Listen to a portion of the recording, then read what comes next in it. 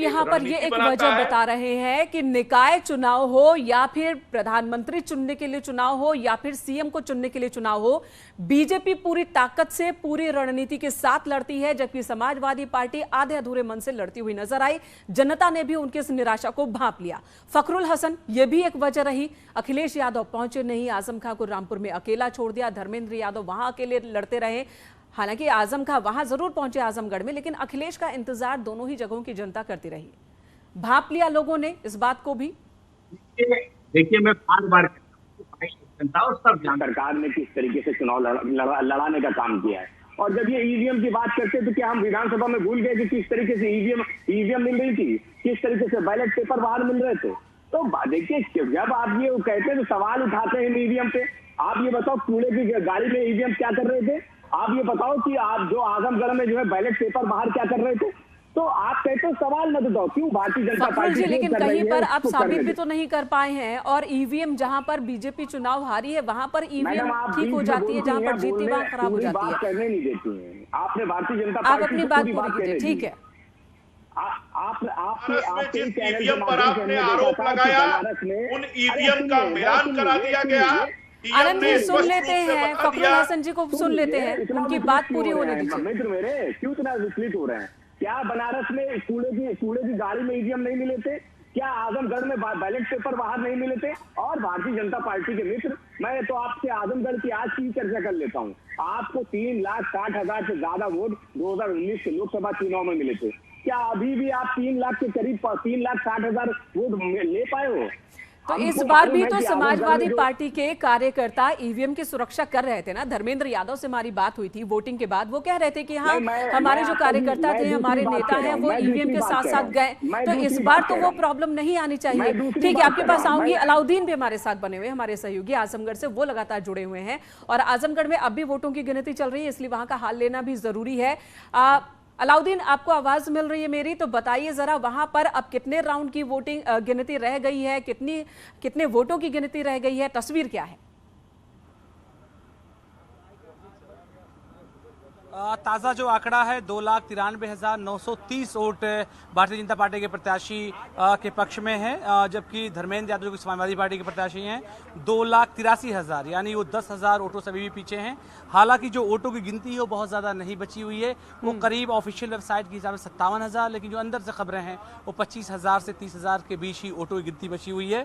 फिलवक्त जो 34.42% बीजेपी को वोट मिला है, जबकि समाजवादी पार्टी को 33.14।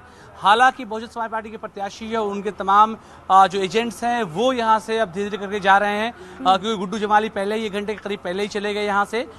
तो ऐसे में अब वोटों की गिनती का मार्जिन बहुत कम बचा है, लेकिन बीजेपी अभी भी लीड कर रही है। लेकिन खबर ये है कि ये लीड लगातार क्योंकि बरकरार है, तो ऐसे में अब से कुछ देर बाद शायद बीजेपी को लेकर कोई ऑफिशियल अनाउंसमेंट हो जाए। ठीक है, तो यहाँ पर भी बीजेपी उत्साहित है, आश्वस्त है अपनी जीत को लेकर। रामपुर में तो जश्न मनाना शुरू भी हो चुका है। आस्था वहां पर हमारे साथ मौजूद है। आस्था, आपने बताया कि कम से कम 2-3 घंटे पहले से ही बीजेपी के कार्यकर्ता नेता जश्न मनाने लगे थे, औपचारिक ऐलान होने के पहले से ही, और रामपुर में अपनी जीत को लेकर बीजेपी वाले पहले से ही आश्वस्त थे। अब सवाल यह है कि क्या जिसे अपना वोट बैंक मान रही थी समाजवादी पार्टी, अब ऐसी कोई बात नहीं रह गई है? अपना जागीर अपना समझकर किसी समाज को, किसी समुदाय को नहीं रहा जा सकता, सेंधमारी हो गई है। देखिए, इन उपचुनाव के नतीजों में रामपुर भाजपा जीत चुकी है और अगर आजमगढ़ में भी जीत जाती है तो आने वाले 2024 के लिए भाजपा के चुनाव प्रचार में कोट करने के लिए एक बहुत बड़ी बात यह हो जाएगी कि वो लोग, वो पार्टियां जो किसी जगह को अपनी जागीर समझती थी, जो उसे अपने परंपरागत वोट बैंक को मानती थी या समझती थी कि उस पर उनका कब्जा है, अधिकार है, तो अब ऐसा कुछ रह नहीं गया। ये एक उदाहरण बन जाएगा 2024 के लिए। आप रामपुर में उठाकर देखिए, यहाँ 53% मुस्लिम आबादी रहती है और लगभग 45% के आसपास हिंदू आबादी रहती है, जिसमें अलग अलग कास्ट इक्वेशंस भी हैं जिनको पॉलिटिकल पार्टीज अपने अपने हिसाब से नापतोल करके लेके चलती है।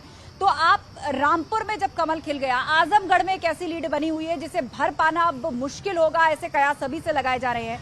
निरहुआ वहां पर जीत रहे हैं, जो ये कहा करते थे कि आप देख लीजिएगा कि आजमगढ़ दूसरा अमेठी बनेगा। मतलब वही अमेठी जो राहुल गांधी की परंपरागत सीट थी, गांधी परिवार की परंपरागत सीट थी, और स्मृति ईरानी ने उनको लोकसभा चुनाव हराया था, तो उसी को बार बार कोट निरहुआ करते थे। और वो ये कहते थे कि मैंने कभी आजमगढ़ का साथ नहीं छोड़ा, हारने के बावजूद मैं यहाँ आता रहा, लोगों की आवाज उठाता रहा, धरने करता रहा, सरकारी दफ्तरों के चक्कर लगाता रहा, थानों के चक्कर लगाता रहा, लोगों के काम करवाता रहा।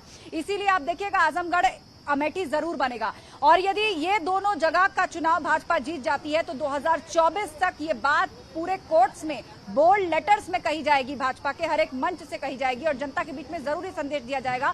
देखिए, विकास के नाम पर हमने चुनाव लड़ा था, हम सबको साथ लेकर के चले थे। ये लाभार्थी है जो जाति धर्म से ऊपर है, जिसको सीधा फायदा सरकारी योजनाओं से हुआ है। तो जिस लाभार्थी वर्ग की बात हो रही थी विधानसभा चुनाव के दौरान, उसका जिक्र एक बार फिर होगा। और 2024 से पहले अगर दोनों ही सीटों पर बीजेपी जीतती है, रामपुर में तो जीत चुकी है, आजमगढ़ में भी जीत की तरफ बढ़ती हुई नजर आ रही है, तो दोनों सीटें अगर बीजेपी जीत लेती है तो 2024 से पहले एक बहुत बड़ी जीत होगी, बहुत बड़ा संदेश देने वाली जीत होगी, जिसे बीजेपी अपनी बड़ी उपलब्धियों में गिनती रहेगी। शाम 4 बजे CM Yogi Adityanath press conference करने वाले हैं और वहां से और आगे की जो लाइन लेंथ है वो भी क्लियर हो जाएगी। समाजवादी पार्टी के प्रवक्ता का ही रुख करूंगी, ये बताइएगा, आप भले ही ईवीएम को, प्रशासन को दोष दें, लेकिन इन सब बातों को का साबित होना भी जरूरी है, लेकिन मंथन बहुत जरूरी है। एक तरफ जब आपके अपोजिट में बीजेपी जैसी पार्टी है जो हर एक चुनाव को गंभीरता से लड़ती है, एक एक बूथ लेवल पर जाकर के वो जीत की गणित बनाती है, बैठाती है, वहां पर अखिलेश यादव का नहीं पहुंचना, इसे आप हल्के में कैसे ले सकते हैं? उनका नहीं पहुंचना इस वजह से नतीजे ऐसे रहे, या फिर नतीजों को लेकर उनका अनुमान था इस वजह से वो नहीं पहुंचे? इस पर भी तो मंथन होगा ना। हम मंथन करना है, हम करेंगे। हम तो चुनाव की हार और जीत दोनों पे आत्म मंथन करते हैं।